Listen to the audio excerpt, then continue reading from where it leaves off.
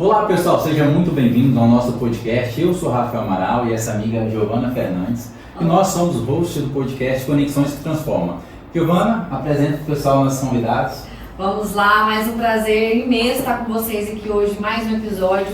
E no episódio de hoje nós vamos entender como proteger sua empresa dos riscos fiscais, recuperar créditos e se preparar para a nova era do direito tributário.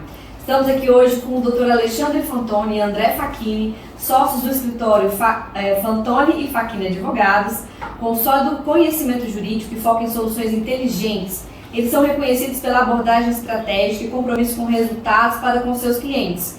Dr. Alexandre Fantoni, ele é especialista em direito tributário, com experiência na Receita Estadual de Minas Gerais, atua desde 2009 em direito tributário e empresarial e é pioneiro em holdings empresariais em Palmas. O Dr. André Facchini, ele é especialista em direito médico, penal e processo penal, com experiência na assessoria jurídica da Secretaria Municipal de Saúde de Palmas e é pesquisador em proteção jurídica às instituições de saúde. É um prazer receber vocês. Boa tarde, doutor. Boa tarde. Boa tarde, querido. Boa tarde. Boa tarde. Boa tarde, doutor. Boa tarde. Rapaz, que peso, hein, Giovana? Que peso, sentiu peso aqui? Eu achei que era peso. Giovana, eu vou começar com aquela pergunta clássica. Me conta, quem não sei qual de vocês vai falar primeiro, a história do escritório de vocês. A história de vocês. Como que começou? De onde foi a ideia? Doutor André. Sorteado. Passa a palavra. Quando eu sou de Paraíso do Tocantins, doutor Alexandre de Palmas, quando eu estava na assessoria jurídica do município de Palmas, nós temos a Rede Conexão, que é um grupo de empresários e onde tem reunião, café da manhã, e foi lá que eu conheci o doutor Alexandre. E nós conversamos e a gente crê que foi um projeto de Deus que nos trouxe Palmas e resolvemos firmar a sociedade. E esse foi o nosso pontapé inicial. E já tem quanto tempo já? Desde? Olha, foi em junho do ano passado. A gente está com um ano e quase de 1 ano e 4 meses. Me conta como é que funciona esse Rede Conexão, porque foi o ponto de encontro de vocês, eu imagino que às vezes de outros empresários também. O que é o Rede Conexão? Me conta. A Rede Conexão hoje é uma reunião de empresários que a gente faz a cada 15 dias. E lá tem um café da manhã e um momento de conectar com empresários de Palmas e toda a região. E lá que a gente faz os networks e tem essa oportunidade gigantesca de conhecimento de novas áreas, de novas pessoas. Que fantástico. E lá que eu tive o prazer de conhecer o Dr. Alexandre Fantoni de Moraes, do Moraes do Bem. Esse foi muito bom, gostei. Tá, e aí, vocês especializaram em direito empresarial e tributário, é isso? Sim. E quais são os maiores erros, os maiores perigos que cometem, que tem para pro empresário nesse mundo? Olha, o Dr. Alexandre vai saber falar com mais clareza, mas era que nem eu estava vendo hoje, quando eu liguei no computador, apareceu a tela de um homem pulando de paraquedas. A gente vê que o grande sacada é que eu nunca pulei de paraquedas, né? Mas eu vejo que se você for pular de paraquedas, você vai procurar um especialista para te ajudar. Você vai saber o que você está fazendo. Porque se você errar, né, a tragédia é fatal, né? Então, assim, além de você se preparar, você saber o que você está fazendo, você vai poder também procurar um profissional certo para te ajudar nessa escolha, no que você vai fazer, no caminho a trilhar. Então eu vejo que um dos principais erros que os empresários cometem justamente abrir empresa. É justamente abrir empresa sem ter esse conhecimento, esse respaldo jurídico, talvez de alguém que conheça, talvez não domine bem um assunto. E muitos deles acabam, né, em tragédia. Porque assim, se a gente for pular de paraquedas, se a gente não souber, a gente vai procurar quem sabe. Pô, como é que é essa bolsa? Como é que é essa mochila? Como é que é esse Como que eu vou abrir? Como que eu vou pular? Eu vou fazer um curso antes, eu vou me especializar. Então eu vejo que essa é um grande gargalho. tão quanto eu preciso de um contador para abrir empresa, um escritório de advocacia também é importante. É muito importante um contador e um advogado para prestar total apoio e total consultoria. Doutor Alexandre, como que o senhor enxerga a mentalidade dos empresários hoje, principalmente aqui em Palmas, nessa busca por essa assessoria especializada jurídica para as suas empresas? O senhor já enxerga que eles têm a mente aberta para isso, para essa busca, ou ainda é um processo a ser desenvolvido? O que acontece nesse tipo de situação? A maioria dos empresários, a gente precisa pegar e definir nessa estruturação quais os tipos de empresários: o microempreendedor, o empreendedor de pequeno porte, o médio empresário e aquele grande empresário. Há aí um problema muito grave, que muitas das vezes aquele empreendedor, né, o empresário pequeno, que já está no mercado há anos, eu falo assim, anos, questão assim, tem gente que está no mercado há 10 anos, mas não cresce. Verdade. Né? E tem aquele empresário pequeno que está há um ano e ele precisa escalonar, ele precisa crescer logo. Sim. E está pronto para isso, mas às vezes falta o quê? Profissionais capacitados para ajudar. E os empresários, eles precisam entender o seguinte, que precisa de uma equipe. Que equipe seria essa? Uma equipe de gestão? Uma equipe multidisciplinar? Um contador? Um advogado? Tudo especialista naquela área. Para poder escalonar. Exatamente. Se ele não tiver isso, né, não tiver essa equipe para ajudá-lo, ele não cresce. E aí onde eu vou? No marketing. Ele Sim. precisa também de um marketing. Precisa ter uma propaganda, precisa saber onde estão os erros dele, onde que ele pode acertar. Isso também serve não só para os empresários, mas serve para qualquer profissional que hoje ele queira começar uma nova atividade, né? E principalmente nós advogados, no caso, eu que já fui empresário e sou empresário. Eu falo fui porque eu já quebrei. Certo. Já tem experiência. Já tenho experiência nesse caso, né, em empresas de joias. Eu já tive uma consultoria também que não foi para frente, mas a outra consultoria que ela já é existente há 5 anos, ela está bem, graças a Deus, né? Mas eu falo assim, foi o que me ajudou e muito em todo esse planejamento. E o doutor André falou a respeito do paraquedas, o sujeito ele saber a questão de saltar de paraquedas. Eu não faço isso, eu prefiro lançar uma semente. Eu prefiro lançar uma semente, porque aquele negócio, o empresário precisa conhecer o terreno, onde ele vai pisar. Certo. Quando ele já faz um planejamento sobre aquilo que ele vai atuar, sobre aquela atividade, seja no comércio, ou seja na indústria, ou na prestação de serviço, ele precisa conhecer o campo. Se ele não tiver o conhecimento do campo, ele nem tenta colocar o pé. Sim, Muitos fazem de forma bem diferente disso. Diferente. Se lançam sem conhecer campo, sem lançar sementes, sem paraquedas. Equipamento. Exatamente. Conheça a terra onde você está pisando. Não adianta nada eu pegar e lançar uma semente no concreto. Não vai germinar. Ela vai germinar numa terra fértil. E essa terra fértil, por exemplo, Palmas. Palmas é uma terra fertíssima. Não tem, assim, eu falo em relação a outros locais, em outros municípios, em outros estados. Palmas hoje é o coração do Brasil, né? É conhecida como o coração do Brasil e tem, assim, muitas oportunidades. As pessoas, às vezes, olham o calor como um problema. Eu não vejo como um problema. Você poderia falar, mas você usa terno, vocês usam terno, são profissionais.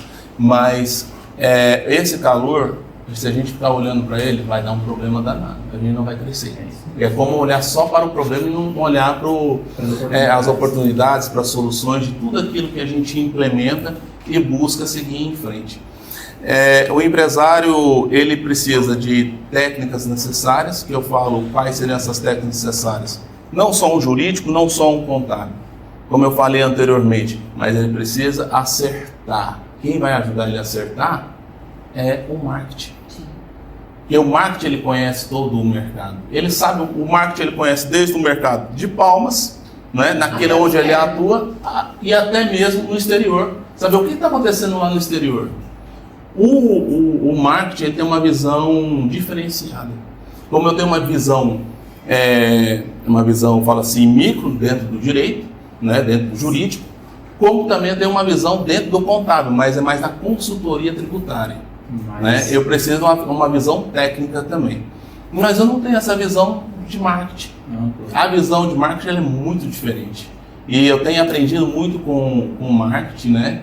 Com profissionais dessa área e visto o seguinte, estão preparados, né, para os novos desafios que existem aí no mercado, né? E se um profissional ou um empresário de qualquer ramo que seja, ele também não se apoiar no marketing, ele está fadado a uma falência. Faz todo sentido. Né? Ele está fadado a falência. Por quê? Quem vai morrer não é a empresa, é o CPF dele. Sim. Ele mesmo. Aí essa falência ela já começa anteriormente, quando ele diz não. Porque é o emocional dele, está ligado ao emocional. Então ele precisa também trabalhar isso. Aí você pode falar assim para mim, não, mas isso é questão de psicólogo. Né? A psicologia que vai tratar desse tipo de situação. Mas é um conjunto. É isso mesmo. É um conjunto. Eu sempre falo, se o CPF vai fraco, o CNPJ também. Né? Então, por isso que um tem que estar atrelado no outro. E essa visão sua, doutor Alexandre, sobre o marketing, a gente está falando do marketing que a gente conhece, de propaganda e tal. É uma coisa muito mais profunda, mais então, ampla, mais ampla. Eu tenho que conhecer de um todo, não só ali micro, né? Então, é interessante essa questão aí. Doutor, já teve algum caso em que um cliente chegou com um problema, uma grave crise tributária, por exemplo, né? Sendo ele empresário, o senhor identificou que ele precisava, por exemplo, de uma equipe multidisciplinar dessa? Precisava de um marketing mais consolidado para alavancar a empresa dele? Precisava de melhorar a parte contábil, a parte tributária? O senhor enxergou ali que não era só a questão tributária, que existiam outras defasagens ali? É interessante essa pergunta, porque a gente precisa, como profissional da área do direito, identificar onde está o problema. Né? Porque muitas das vezes esse empresário ele está com um problema não só ali da estrutura dele, não é só isso, mas o que precisa ser visto, como acontece, eu estou com uma situação dessa natureza, né, com um cliente que nos procurou para resolver o problema dele está grave, ou ele aperta o botão vermelho para acabar logo, fechar as portas, ou ele escolhe alternativas, e aí ele vai precisar olhar para a alternativa. Foi quando ele nos procurou e falou, o que eu faço agora nesse tipo de situação? Quais as alternativas que eu dei para ele, nesse caso? Não revelando o nome aqui, não revelando aqui alguma marca, né, ou alguma patente. Por que eu falo isso? Porque eu trabalho também com franquias. Né? Então, quando a gente trabalha com franquia na área de consultoria, nós temos caminhos para oferecer para o empresário. Não apenas uma equipe para ele, como também a gente enxergou esse tipo de situação. Ele precisaria sim de uma equipe, mas para enxergar onde que está sendo o problema dentro dessa empresa. Olhar lá para trás, para saber como a origem, para saber o que aconteceu aqui, para evitar. Dele, né? Exatamente, porque não adianta nada eu chegar e entregar um remédio para ele imediato e mais à frente ele voltar a sangrar. Então é identificar onde está o problema, né, para depois a gente trabalhar com a melhor estratégia possível, fazer um planejamento. Não é só um planejamento empresarial, tributário nesse caso. É identificar onde está o ladrão. Porque muitos empresários eles confiam demais. Querem saber onde que está o ladrão da tua empresa. Onde que ele está te sugando. Qual é o aspecto ali que está deficitário? Né? Exatamente. Aí é identificar isso para depois trazer um melhor instrumento, né, jurídico para ele, contábil, para que ele possa dar prosseguimento. Aí você fala assim, mas e onde que fica a questão da gestão? É um problema muito sério com pessoas. Tem empresários hoje que não dão valor nos funcionários, que ali se encontram e os funcionários ficam amarrando o negócio deles. E o principal ali, vou olhar para a minha equipe, eu quero saber como é que está a minha equipe. Você conhece a sua equipe? Tem empresários que não conhecem. Aí vira um ciclo vicioso, né, Rafa? Sim. Ele não valoriza o colaborador como tem que ser feito, o funcionário amarra o crescimento da empresa e a coisa não caminha. Exatamente, saber onde que está o ladrão. É isso mesmo. E muitas empresas, na realidade, de uma forma assim, eu falei ladrão, mas tem alguns funcionários que estão ali tirando. Sim. Quando é identificado esse tipo de situação também. Ontem, conversando com um parceiro de uma das franquias, ele falou o seguinte para mim: eu estive com um empresário aqui de Palmas, visitei ele e ele fechou 3 empresas. Eu falei assim para ele, e ele identificou onde estava o problema, porque eu vejo que o problema era um ladrão dentro dessa empresa. Ele falou: sabe que eu pensei nisso? Então, esse tipo de situação é onde ele não tinha o que ali, equipamentos necessários, sistemas, ele não tinha profissionais. Forma de mapear, né? Exatamente, uma pessoa, a área de atuação, supermercado, ele não tinha ali um programa. É muito sensível, é muito crítico. Então, a pessoa que vem tratando a empresa dele como algo da época da máquina de escrever, né? Então ele precisa se adaptar à nova situação, ao novo mercado, entender que ele precisa de uma gestão. Se não tiver essa gestão ali para ajudá-lo, ele vai quebrar. E é o que aconteceu. E agora é engraçado que falou aí, doutor, quando o ladrão é o próprio dono da empresa, o próprio empresário, que não tem esse pensamento moderno, digamos assim, que não dá muita moral para isso. Como que fica a situação? Então o cheque tem que caminhar no sentido de trazer novos recursos para a empresa. Quando o empresário, a gente lida com esse tipo de situação também, quando fala para ele que o problema, onde que a gente precisa estancar, onde precisa fechar a torneira, é nele mesmo, porque às vezes ele está misturando o CNPJ com o CPF. E às vezes não é nem ele. Não é aqui, não estou falando aqui da esposa, mas existem empresários que têm as suas esposas e eles não conseguem dividir as coisas direito. O que é as finanças? As finanças da empresa e as finanças da pessoa natural, da pessoa física. Então eles não separam isso e mistura tudo. E aí, tá fácil, tá na conta, vou pegar o dinheiro. Ó, às vezes está ali dentro do limite da empresa, utilizando o limite. Sempre, todo mês. Do que, né? Não sabe e acha assim que o dinheiro está na conta, eu vou utilizar.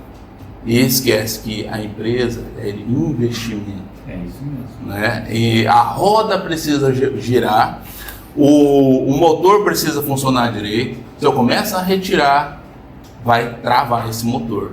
Quando trava, o problema é grande. Então, assim, muitas das vezes, ou o problema é a própria pessoa, que é o empresário, ou se não, é alguém que está ao lado dele, que não está ajudando. E pode até ser um sócio. Isso mesmo. Né? Pode ser a esposa que é sócio, ou ele tem um sócio ali que só retira. Né? E nisso ele fica sofrendo com aquela situação. Fala assim, não, mas eu preciso ajudar o fulano, que o fulano está ali comigo. Não, mas de repente, a hora que ele vê a vida do fulano está bem melhor que a dele e ele está dentro de um psiquiatra já. A empresa que ele afundando, está na UTI. A família junto. Exatamente. Acaba matando todo mundo. Interessante. Agora deixa eu perguntar, André, nesse mundo de tecnologia, de mudanças, como que as empresas e vocês como escritório especializado fazem para orientar esses clientes em questão de contrato digital, esse tanto de dados e de informação? É difícil ou não? Pergunta boa, Rafael, boa. A tecnologia hoje, ela está facilitando demais. Que é que a gente hoje assina documentos tudo digital, celular. Né? Isso aí tem valor? Isso tem valor, só que essa semana retrasada nós tivemos um caso que o juiz ele não aceitou a procuração assinada eletrônica. Digitalmente? Eletronicamente? Mas foi Não aceitou, ele pegou uma jurisprudência, pelo pelo DOV, ele pegou jurisprudência enrolada lá de São Paulo. Se fosse pelo DOC, eu não estaria falando nada. A gente já tem argumento para questionar, sendo que como a gente queria ganhar prazo, eu só mandei o documento, eu falei, não, assina físico e manda pra gente de volta. Então é aquela coisa, facilitou, mas se você tiver a oportunidade de assinar físico, assina físico. Eu estava até vendo, Giovana, tinha uma matéria aí que os bancos têm que tomar cuidado porque abrir uma conta está muito fácil hoje em dia. Hoje em dia essa falsificação está muito fácil. E a gente tem muito caso, principalmente em banco, de fraude na segurança eletrônica. Muito, por isso que eu perguntei do DOC, porque o Gov, em tese o Gov tem todo um nível ali, né? Sim. Segurança. Mas o DOC, quando você assiste pelo DocSite, como chama? Não é o DOC? Ele é muito fácil de você burlar. Sim. Então ali eu sempre fico na dúvida se aquela assinatura ela vai trazer uma repercussão jurídica ou não. Ah, sim. Inclusive... Mesmo sendo muito fácil de burlar. Mesmo sendo muito fácil, porque assim, um exemplo que eu posso citar dos bancos. O banco hoje, ele já tem jurisprudências consolidadas do STF, do STJ, que fala que todo erro, né, na questão bancária, né, na segurança, é responsabilidade direta do banco, da instituição. Legal. E a gente vê muito, por exemplo, às vezes link que a pessoa clica e os hackers invadem a conta e ali eles limpam o dinheiro. Doutor, mas mesmo quando o link não era um link da própria instituição bancária, quando era um link fraudulento e eu como consumidor ali, cliente do banco, cliquei... A instituição responde por falha da segurança. Responde na falha de segurança. Incrível. E as decisões do STJ estão todas praticamente nesse sentido. Eles estão conseguindo dano moral, que é o prejuízo material que a pessoa teve. E o moral também. E o dano moral, né, que é um valor pelo prejuízo que a pessoa teve em relação ao íntimo dela, né, ao descaso do banco, porque às vezes ela liga e fala, olha, aconteceu, caso X. Pra você ver, né, a desconformidade de entendimentos. Estamos com uma estrada aí que entendeu que a assinatura eletrônica não era válida. E estamos com outros entendimentos em que, às vezes, um link que eu clico, que não era um link da instituição bancária, mas era um link fraudulento, ainda assim a instituição responde objetivamente por isso daí. Então, nós vivemos nessa corda bamba mesmo. Mas se a gente for pensar aqui, Giovana, vamos pensar um leigo, uma pessoa bem humildezinha, não vai saber se isso é um link fraudulento ou se é o banco mesmo. Então, eu acredito que o banco sim que tem que criar um mecanismo para trabalhar isso. Sim. Então ele tem que ser responsável diretamente. Sim, e hoje tem identificação facial, tem o número da pessoa que eles podem confirmar, então tem uma série de coisas que protegem de fato o consumidor. Agora me contem, mudando um pouquinho de assunto.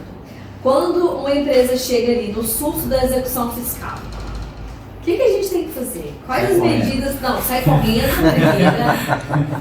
Quais as medidas a serem tomadas? Nesse caso, primeira situação é o empresário, a maioria faz o seguinte, envia para o contador. É verdade. Por que, Giovana? Esse é um exemplo clássico que a maioria faz isso. Recebi uma execução fiscal de ICMS. Eu ligo pro contador Fernando. Que é isso aqui, Fernando? Porque agora, pessoal, o que acontece nessa situação? Ele não fez errado. Mas qual que seria o primeiro caminho a tomar? Receba ali um mandado. Poder Judiciário, Estado Tocantins, meu Deus, o que será? Execução fiscal. Dependendo do valor, o sujeito não assusta. Sim. Né? Pode ser ali a cobrança de uma multa, que foi executada, uma multa de trânsito, algo nesse sentido. Mas quando ele recebe uma execução fiscal relacionada à empresa, de uma CDA, e que não recolhimento às vezes de ICMS, ou até mesmo a resposta de um julgamento na fase administrativa, que houve um lançamento né? E posteriormente a Procuradoria aí executou. A gente se assusta com isso também, porque corre na fase administrativa e você nem sabe. Corre na fase administrativa ou a revelia. Sim. A revelia não no sentido de que o empresário teve conhecimento daquele fato, mas por quê? A Fazenda Pública, na via administrativa, ela faz a notificação por edital ou domicílio eletrônico e passa o prazo. É difícil alguém olhar, por exemplo, sendo empresário, vai falar, vou ler o edital, vou olhar ali o meu domicílio eletrônico, ver se tem alguma citação ou notificação contra mim. Não, o empresário não vai fazer isso. E, posteriormente, a execução. Então, o que acontece? Qual que é o melhor caminho que o empresário precisa fazer? Avisa o contador, espera aí que eu tenho um advogado de confiança, vou perguntar para ele se ele conhece algum tributarista, porque muitas das vezes tem profissionais que eles não são especializados em execução fiscal, na área tributária. E essa área tributária ela é bem dividida, é interessante por isso, porque tem especialistas em execução fiscal, né? E tem especialistas em revisão fiscal, tem especialistas em recuperação de crédito. Então, cada um entende de um tipo de situação, né, dentro do direito tributário. Então, ele liga para esse amigo dele de confiança, ele indica um profissional. Muitas vezes, ou senão ele vai lá no Google, procura, deixa eu ver em Palmas aqui, um escritório especializado na área tributária. Ele vai lá e procura, ele encontra, né, e entra em contato para saber do que se trata, marca o horário, tá aqui, o seu fulano, essa execução fiscal aqui é sobre esse tipo de situação, precisa tomar uma medida emergencial. Por quê? Eu falo, ele passou para o contador, o contador falou que vai olhar, mas ele tinha que manter mandado para o advogado, e o advogado já vai acessar. Então, falou, 5 dias para você já pegar e fazer o nomear bens a penhora. Porque se ele deixar passar, fala assim, vou largar para lá, não vamos preocupar com isso não. Quando vê... Em 30 dias a conta dele já está bloqueada. Os bens dele já foram arrolados e todos penhorados. O que acontece com o sistema eletrônico hoje? É tudo rápido. O despacho é muito rápido. Né? E a Procuradoria, antes mesmo dela ingressar com a execução, ela já fez a busca de todos os bens pelo sistema. Né? Então ele já tem tudo arrolado ali, já informando para o juiz, tá aqui, se ele não pagar, eu quero isso. Eu quero a penhora do veículo, eu quero a penhora de conta. E tem esses outros bens. Então ele tem acesso a tudo hoje em dia. Está muito mais fácil para a Procuradoria. Né? Então eu entendo que ele deve procurar um advogado de confiança, primeiramente, falar com o contador, que às vezes é um erro. Eu vou dar um exemplo, aconteceu isso ontem. Chegou uma intimação do cartório, não foi nem da execução fiscal. Porque hoje o que a Procuradoria faz? Eles protestam a CDA. Você chega pelo cartório primeiro. Isso aconteceu ontem e tem acontecido em outras oportunidades. O cliente manda uma mensagem para mim, printa, aí eu tenho que adivinhar o que é, do que se trata, e fazer a busca depois do sistema, do tribunal. E encontrar para falar, antes mesmo de falar assim, não, isso é um golpe, porque tem acontecido isso também, né? E não é do cartório, inventam um cartório qualquer aí e manda para o cliente. Então, nesse caso, é procurar o advogado, tem que procurar a pessoa de confiança, ou se ele não conhecer, ele procura ver com o contador também, ou com um amigo, um empresário que já tem um advogado especialista na área para resolver o problema dele.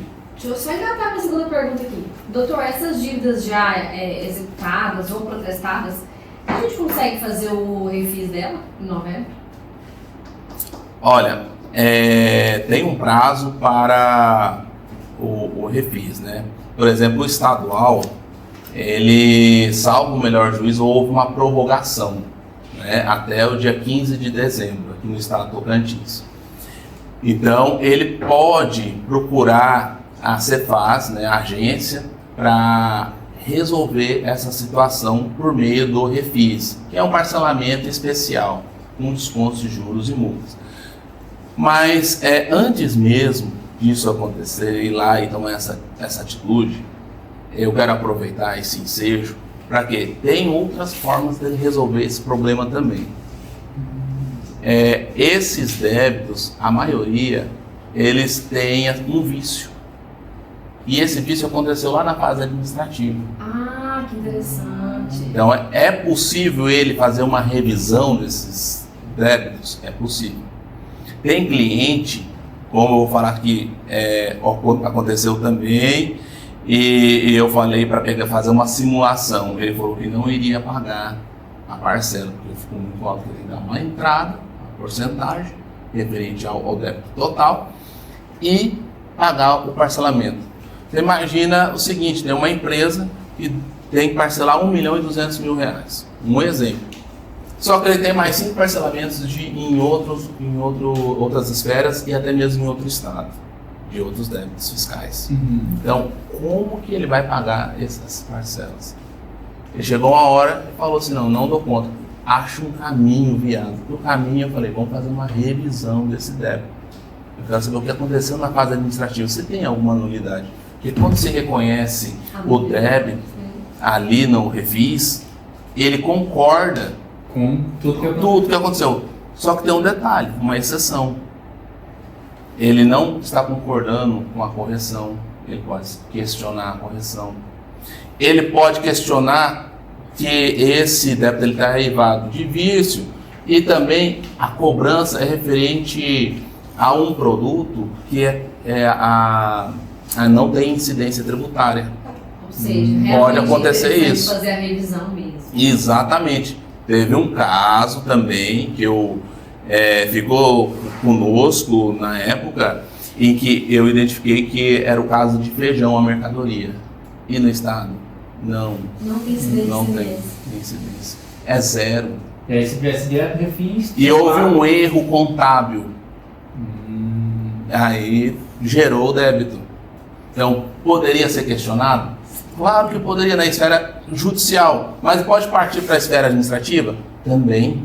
Porque não o caminho, não quer dizer que se o processo, se aquele débito ele foi processado ali na via judicial, você pode entrar com uma ação administrativa, né, uma ação revisional ali, para buscar rever aquela situação, reabrir o processo administrativo, se houve um processo administrativo, e também, nesses casos, se não tiver nenhuma solução quanto a isso, o mais breve possível. O refis. Vou seguir para o refis. E se for federal, é viável até mesmo o pagamento desse débito por meio de precatórios. Pagar o refis por meio de precatório? Precatórios. Eu não sabia disso não, agora só não contou pra vocês Vai de jeito nenhum. entender sobre isso. A respeito dessa situação de pagamento com precatórios, o que acontece? Hoje, a Procuradoria da Fazenda Nacional, isso em 2020, tem uma lei que regulamenta a transação tributária. Essa lei que regulamenta a transação tributária, ela deu oportunidade para o contribuinte, para o empresário, a viabilidade de pagar aquele débito por meio do precatório, por meio de crédito federal. Então são duas viabilidades, o crédito federal e o precatório, já constituído. Qual a diferença dos dois? O crédito federal é um crédito que ele também já foi reconhecido pela União, né, na esfera da Secretaria da Receita Federal, e foi homologado. Então, ele pode utilizar aquela homologação para habilitar no processo administrativo e no processo judicial, se tiver em tramitação também, para fins de fazer a compensação, né, a liquidação desse débito fiscal. O precatório, ele já é transitado em julgado, né, já é uma ação que já transitou em julgado e que já está inscrito no orçamento para fins de pagamento. Então, ele pode utilizar esse precatório também na esfera judicial para pagar aquele débito. É o débito que foi para o refis. Sim, também é válido. Ah, mas ele está tendo desconto com o refis, já tendo esse benefício. O melhor benefício que a lei trouxe ainda, utilização do precatório. Ele paga com deságio. Que legal. Então ele adquire no mercado hoje, a compra de precatórios, existem instituições que vendem precatórios. Sim. Inclusive, é uma moeda de troca. não é uma moeda de troca. Inclusive, nós, no caso, eu consegui autorização, né? Sexta-feira, mas consegui a instalação para o Banco Patrimonial de Soluções Fiscais. É um banco. Olha, fantástico. Que legal. Sexta-feira saiu a autorização. E nós vamos instalar em Palmas. Eu quero fazer isso em 30 dias. Parabéns. Para inaugurar o banco com esta finalidade também, para ajudar os empresários. Nos convide. Claro, Com certeza. Nós vamos, essa inauguração, Claro, vamos Com lá. certeza. claro, nós ficamos felizes por isso. É algo inovador em Palmas. Sim. Não existe um banco especializado nisso aqui em Palmas. Então foi depois de muita luta, né? Desafios. Se não tiver o desafio, a gente não consegue alcançar nada. Então foi, eu vou falar assim, muito suor para conseguir isso, né? Havia o caminho por meio de franquias, havia o caminho por meio de representar outras empresas para essa finalidade. E na sexta-feira, como eu disse, nós conseguimos essa autorização, saiu o CNPJ e agora tem um novo desafio para frente, é consolidar. Porque não adianta nada existir a estrutura física, existir os funcionários, os profissionais, se isso não chegar até os empresários. Uma outra espécie de linguagem, Sim. para que eles possam entender. Não admitir os benefícios. E tem várias soluções. Não é somente falar em precatório ou créditos federais. Existem outras formas também de resolver o problema. Ótima iniciativa, né? Muito bacana. Só voltando lá na questão das execuções fiscais, que temos empresários que às vezes não têm essa noção, esse perigo de ser ele o executado, digamos assim. Isso acontece muito, ou é raro acontecer? Deixa pro pessoal de casa, claro.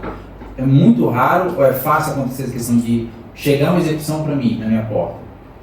Conseguiu entender a pergunta? No caso, você ignora a execução. Muito comum. Se é muito A isso comum. acontecer. Isso. Aconteceu uma situação dessa natureza em que havia um débito de declaração do ano de 2020, lá no estado do Mato Grosso, com um cliente. 5 anos atrás. 5 anos atrás já estava para prescrever. O valor pequenininho, não era muita coisa não, mas chegou para ele e não sabia. O que eu falei para ele? Corre lá na Cefaz, faz um parcelamento se o senhor não tiver em condições de pagar. Eu sabia que tem condições de pagar, para pagar à vista, mas corre lá e faz um parcelamento. Faça isso e resolva o problema. Mas é de uma situação de 2020. Nós estamos em 2025, né? E ele não teve conhecimento dessa situação. Ele mandou para mim e para o contador.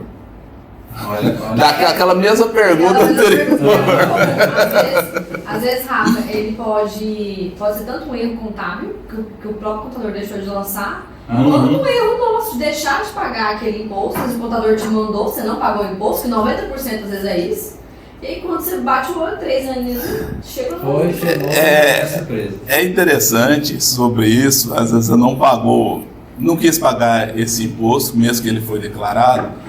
Às vezes a gente fala assim pro contador: faz um favor para mim, esse mês eu não quero pagar muito imposto. Vê se você consegue tirar uma guia menor aí para mim, para pagar, que eu preciso fazer caixa. Já começa errado. E depois a conta vai chegar. Sim. E a hora que ela chega, é porque ela acostumou 12 meses fazendo isso. E aí no final das contas, imagina, tendo um benefício de 10 mil por mês. Depois são 120 mil. É um problema que ele vai ter. Mas no meio do percurso, até chegar esses 12 meses, possivelmente a inscrição dele vai ser suspensa. E aí depois a gente nota como? tem que ir lá parcelar o débito.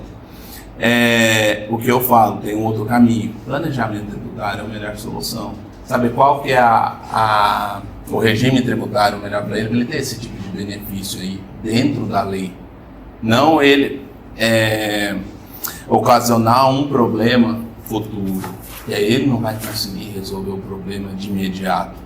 Na hora, eu vou falar assim, ele vai falhar na hora H. Aí não vai ter jeito. E qual também seria um remédio interessante? Não sei se já ouviram falar, o que um dos também instrumentos que estou trazendo para Palmas, que é a empresa Monetale. Essa é uma empresa em que eu trouxe para dentro do escritório, em que chama-se de moeda financeira. Essa moeda financeira dá oportunidade para o empresário fazer caixa mensal, ele pagar os tributos dele. E por que seria o caixa mensal? Existe um deságio, né? Então esse deságio é interessante para o empresário. Ele tem um desconto de 20% todo mês e ele fazendo caixa. Mas como que funciona isso? Isso é o quê? Isso é um crédito tributário? Não. Isso é um crédito financeiro. É autorizado pelo Banco Central. Né? Então, empresas que têm esse crédito financeiro e ceder o crédito financeiro para a Monetale.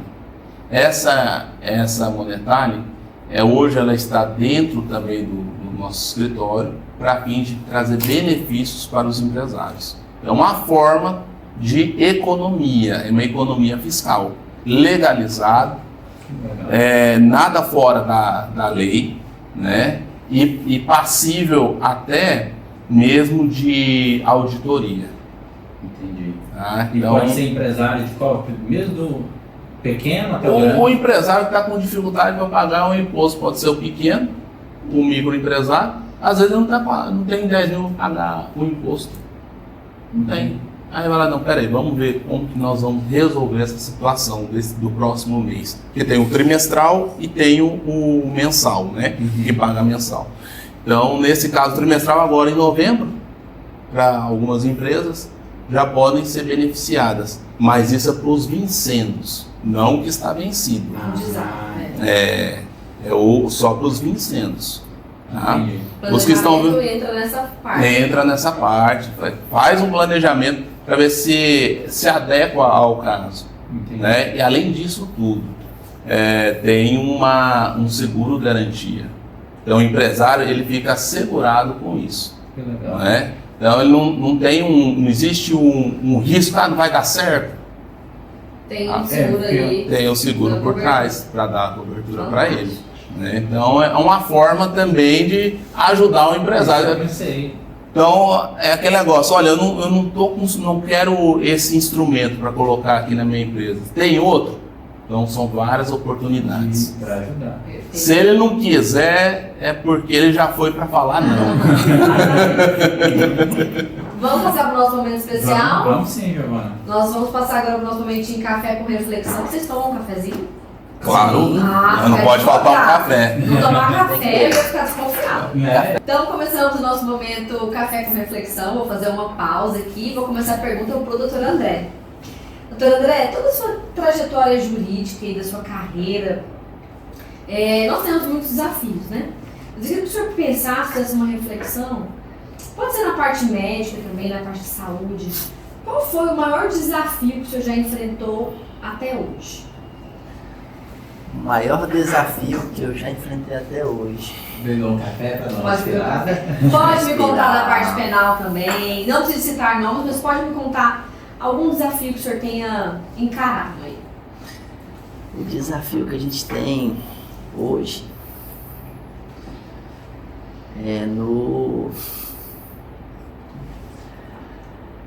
eu vejo que até na parte de gestão de pessoas. Que engraçado, né? Gestão mais específica. Sim, com gestão de pessoas, porque ser humano hoje não é fácil, né? Nunca foi. Nós estamos descobrindo isso agora. Nunca foi. E no direito em si, nós lidamos com pessoas. Isso mesmo. E cada um tem a sua verdade. É isso mesmo.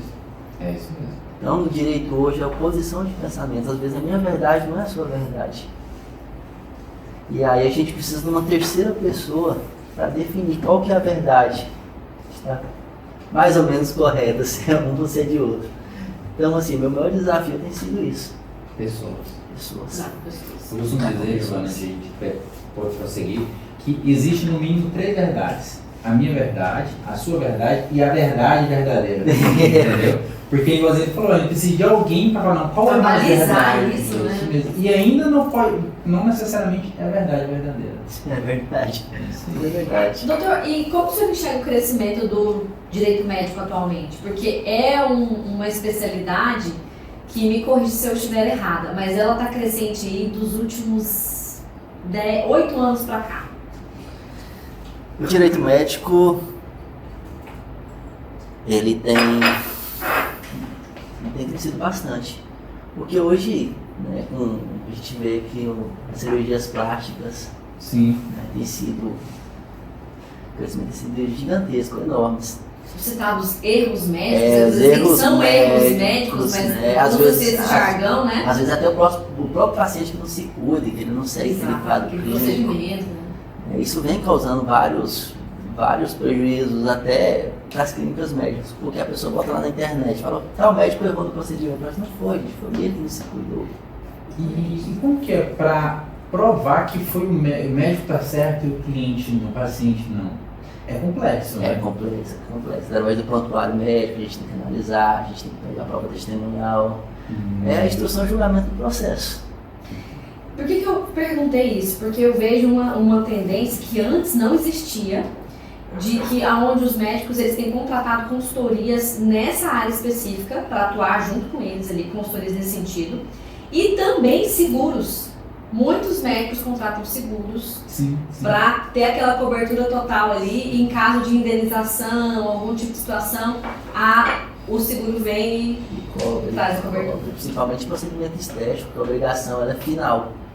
Isso, ela é de responsabilidade objetiva, né? Objetiva. Sim, diferente do outro procedimento cirúrgico convencional, que a obrigação do médico é meio.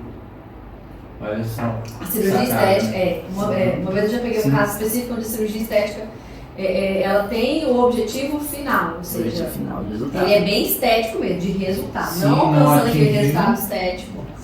Não tem como ser, vai ficar mais ou menos bonito. Não tem. Ou vai ou não vai. Ou vai. Isso tem causado uma polêmica, né? Porque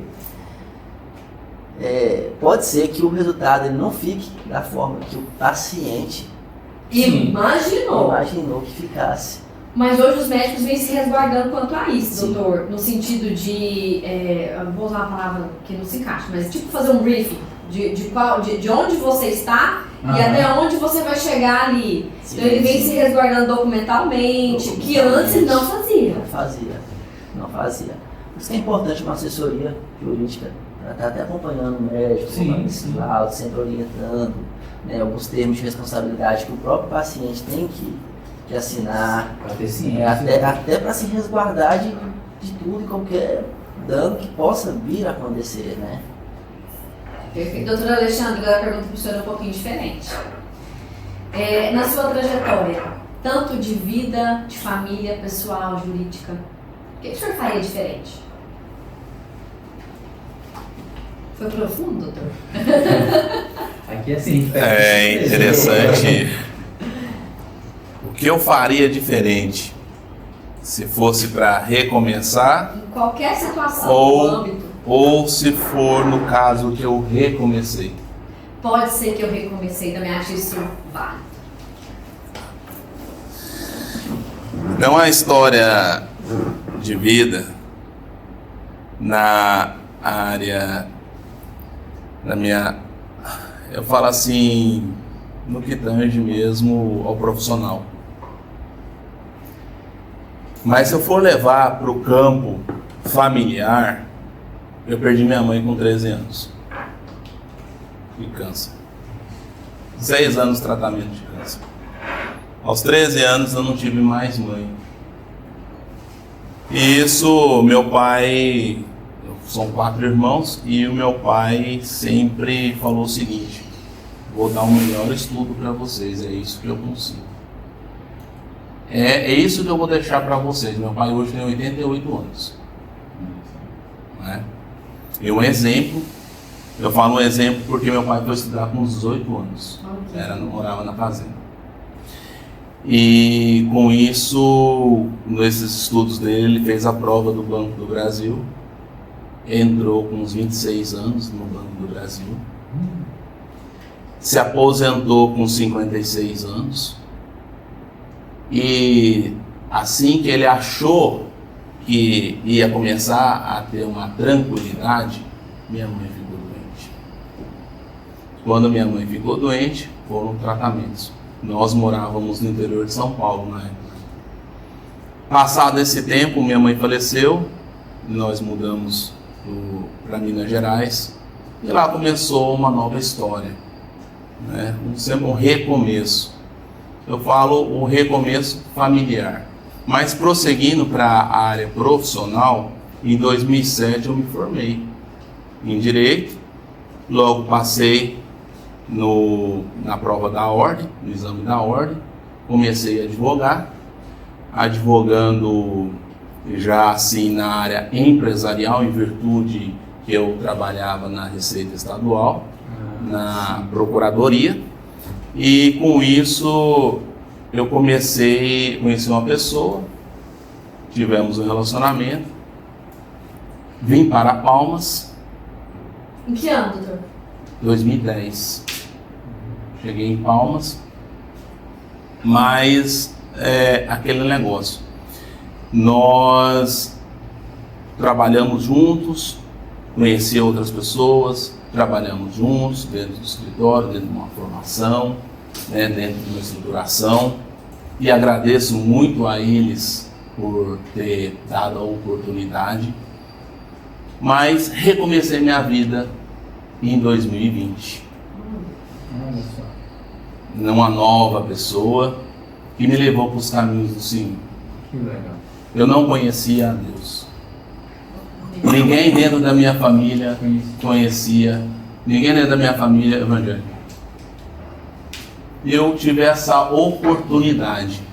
Porque quando a gente conhece a Deus, nós começamos a ter uma outra visão de vida, outra visão de história, outra visão de família.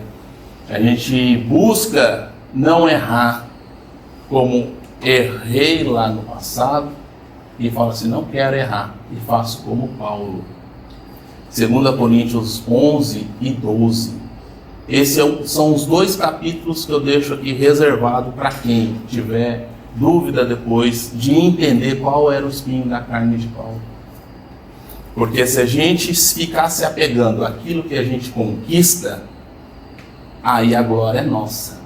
Agora, a partir do momento que a gente se apega àquilo nos nossos erros, começa a olhar, olha, isso aqui eu não posso, porque eu estou me apegando ao meu espinho. Disso eu me orgulho muito, dos meus erros, para não errar no futuro.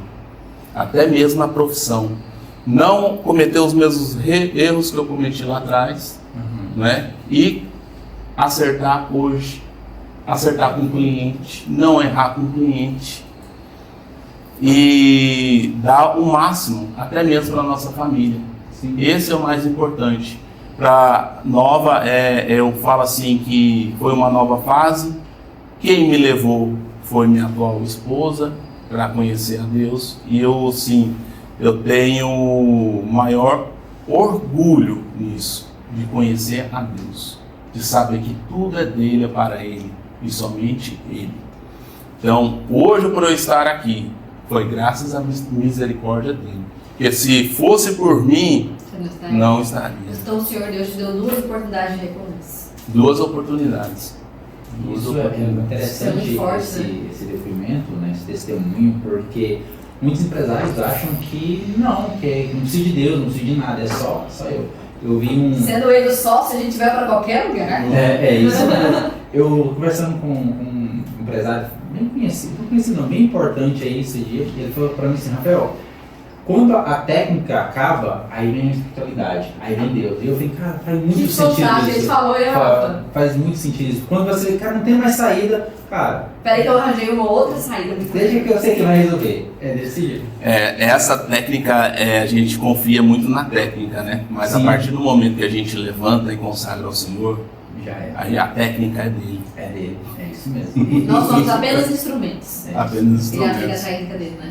Então é assim, as visões, até mesmo a situação do Dr. André que ele falou, como que conheceu, como que foi isso, são situações incríveis que acontecem na vida da gente, Sim. né? Um novo começo também para o Dr. André, É isso né? Ele ter saído de Paraíso, indo para Palmas, que ele teve a oportunidade, situações que aconteceram quando ele foi para a própria Secretaria Municipal da Saúde, para E assumir às o vezes a gente jurídico. não entende quando Deus expulsa a gente de um lugar e manda a gente para outro. Exatamente. Ele faz exatamente A gente reclama, ele mas- faz exatamente, ele expulsa a gente de um lugar, coloca a gente numa outra mesa, porque ele sabe que outras oportunidades dali surgirão. E eu Eu não entendo o agir de Deus. lembro que eu estava antes de vir a Palmas, eu estava no vigília da igreja, e um pastor orando revelou para mim, falou, André, havia uma tempestade na sua vida, mas uma tempestade tão grande, mas O sabe André que me conta foi... e sorrindo. Não, mas hoje eu conto sorrindo, mas sabe que foi Deus que está permitindo, porque lá na frente você vai entender o porquê dessa tempestade. Eu não, tá bom, Deus, o Senhor falou, eu vou obedecer. Mas eu não sabia que essa tempestade ia ser tão grande. É engraçado. Então foi situações que foram... Desculpa. Foram situações que foram criadas porque Deus ele tinha um propósito. Tanto é que tem um capítulo na Bíblia, lá em João, que fala que o homem ele não tem nada se do céu não for dado. Então hoje a nossa profissão foi Deus que nos deu. Esse momento que nós Esse estamos aqui momento hoje, aqui foi Deus que nos proporcionou. E eu lembro que antes de eu vir a Palmas, a minha esposa já trabalhava aqui em Palmas e estava grávida do meu filho. Isso com 4 meses. E vinha e voltava de ônibus, e tinha que sair de madrugada, e chegava tarde, tinha que parar de beber água às 3 horas da tarde. E certo dia, ela me contou que ela pediu para o motorista do ônibus parar, e o motorista do ônibus não parou. Então, assim, foi assim uma situação ruim, porque a pessoa grávida, né? E naquele dia eu fiz oração para Deus. Eu falei, pai, do jeito que tá, não tá certo. Isso no meio da tempestade. De duas, uma. Ou o senhor abre uma porta para ela aqui em Paraíso, ou abre uma porta para mim em Palmas. Isso eu fechei minha boca numa semana. Na outra semana eu não sou ligado oficial. Deus é Olha maravilhoso. só. Então assim, eu virei para todo mundo, eu tomava de conta nessa época de 3 empresas, né? De familiares. Eu só falei, gente, tô indo embora. Como assim, André? Tá indo embora porque tem um projeto de Deus primeiro na frente. Eu não sei o que é, mas Deus tem um projeto maior. E eu vou viver da advocacia, que é o meu sonho. Hoje eu tô administrando empresa, sei como é que funciona, sei. Mas o projeto de Deus para mim é advocacia, eu vou firme.